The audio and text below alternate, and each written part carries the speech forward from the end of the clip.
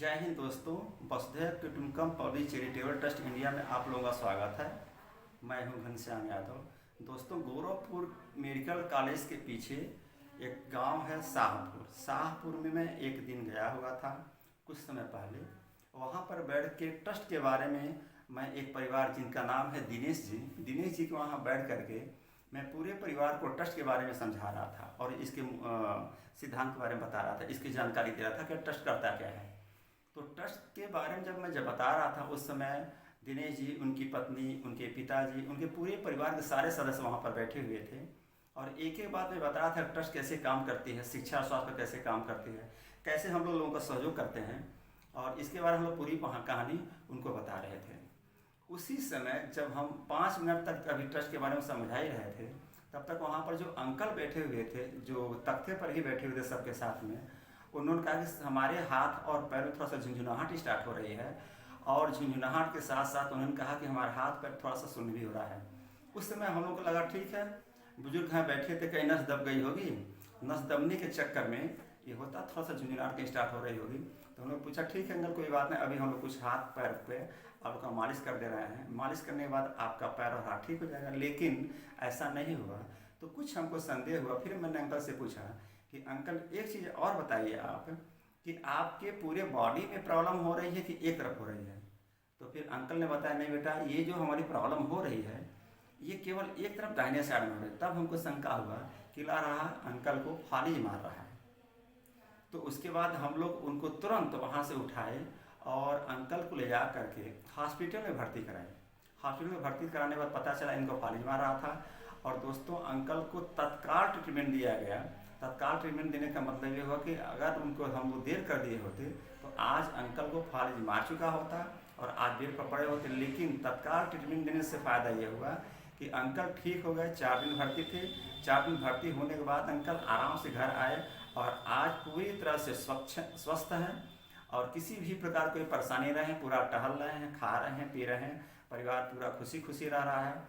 और दोस्तों एक चीज़ ज़रूर बताना चाहूँगा आप लोगों को, संयोग देखिए कि जिस समय उनको फालिज मार रहा था उसी समय उनके घर पर बैठकर मैं ट्रस्ट के बारे में, सोशल वर्क नहीं समाज सेवा के बारे में उनको बता रहा था और उनके पूरे परिवार को बता रहा था।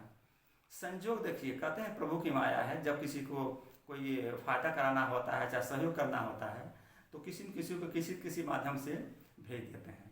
तो इस तरह से हम लोग जा करके उनका इलाज करवाए। इलाज करवाने के बाद आज पूरी तरह स्वस्थ है, पूरा परिवार खुशी मन से रह रहा है।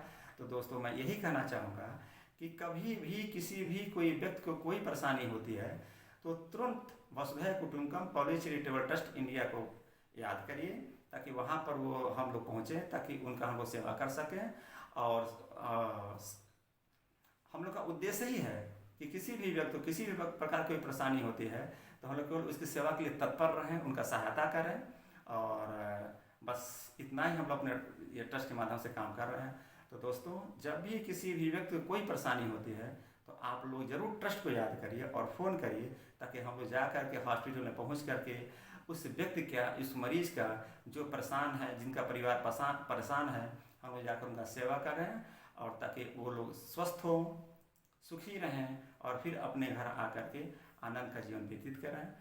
बड़ों को प्रणाम, छोटों को स्नेह भरा शुभ आशीर्वाद। जय हिंद, जय भारत। तो आज मैं गोरखपुर के मेडिकल कॉलेज के पीछे ये गांव है शाहपुर गांव बैठा हुआ। दोस्तों कुछ दिन पहले अंकल जो बैठे हुए हैं, जरा वीडियो की तरफ करिएगा, अंकल बैठे हुए हैं, यहीं पर बैठ करके ट्रस्ट के बारे में चर्चा किया जा रहा था पूरे परिवार के साथ में।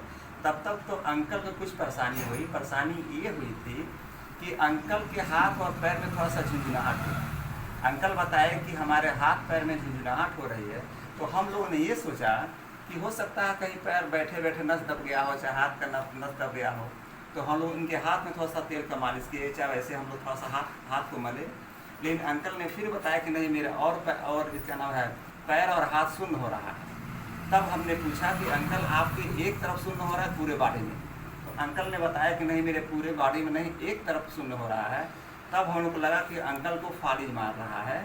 तो फिर उसके बाद हम लोग इनको तैयार करके हॉस्पिटल में ले जाके भर्ती कराए।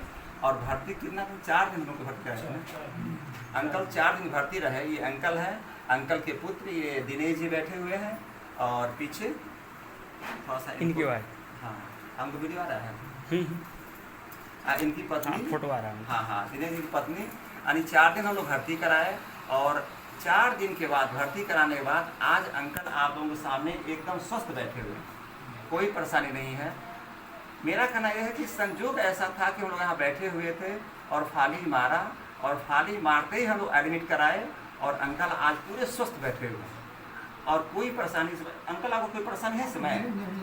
आप चल फिर ले रहे हैं हम ना? हाँ चल फिर ले रहे हैं। कोई परेशानी नहीं है, थोड़ा सा आगे बढ़ा लीजिए इनको दिखाने के लिए। कोई परेशानी नहीं, पूरी आप चल फिर रहे हैं, हाँ पूरी तरह है ना? हाँ। कोई दिन तो आपके हाथ में वो हो गया था, आपको परेशानी आ गई थी, बहुत बापू वो दिन तो बहुत कुछ हो गई है ना?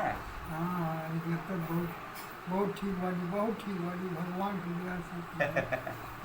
चलिए ठीक है। दिनेश जी इनके पुत्र हैं, संजोग से अभी उसमें ड्यूटी नहीं गए हुए थे, और सब लोग एडमिट कराए, और आज अंकल बहुत अच्छे हैं और स्वस्थ हैं, और मैं चाहूँगा अंकल हमेशा स्वस्थ रहें और ऐसे ही हंसते और मुस्कुराते रहें, कोई टेंशन ना हो।